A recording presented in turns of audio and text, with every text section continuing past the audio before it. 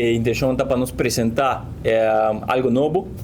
Qual está o logo novo de carreira aqui, qual está Round the Island with Ibiza, powered by Ibiza. Mas você vai ter background, esse é o logo novo de carreira aqui, série de carreira. Que com essa aqui está encerrada, que nós vai hinca turnos carreira não que nós está organizar tour aia, qual consiste de seguinte carreira aqui.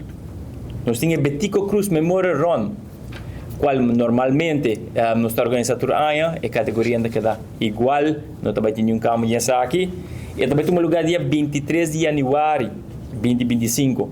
Nós temos também Aruba International Half Marathon, que também forma parte de Round the Island, qual temos lugar dia 23 de março 2025. Nós temos Turibana Run, que também temos lugar dia setembro 7, qual também forma parte de Round the Island aqui Series, e nós estamos finalizando eigenlijk com carreira novo, qual nós estamos organizando outro ano junto com o Loto para deporte, qual virá Loto Run Aruba, qual temos lugar novembro 2, 2025. Well, e 4 carreiras aqui, intenção de 4 carreiras aqui também que por participar, para competir de uma competência, e a distância de mais largo, qual é 10 km e 21 km de toda a carreira aqui, também forma a ronda séries que vou competir em dia. E para parte de youth, também é 3 km de youth, vou participar para a Ronda Island, para ganhar prêmio. Meeting de Ibiza Alambre aqui está 40 anos e também junto com nós Ibiza 40 anos também está acaba na Alhambra Casino. De todas as 4 carreiras, especialmente é o mais grande, que é Aruba Half International Marathon e aqui também tem Hopi mais. Então, tem que abrir o qual anunciar.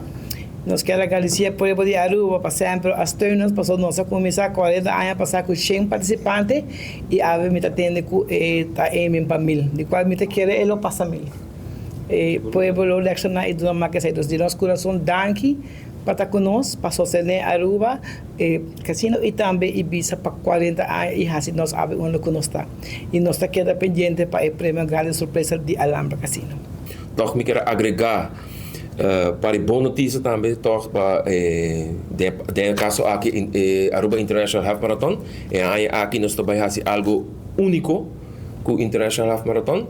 Nós também dorco essa aqui porta único dia que o Bolobo tem caminho de San Nicolás para a praia e será para evento.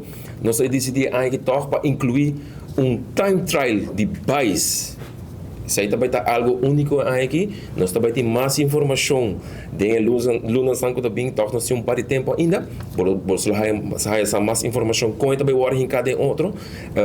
Mas a ideia está de fazer time trial de bikes. Caminho bota sali foi San Nicolás, bota caba na Alhambra também, mesmo caminho com som de pia.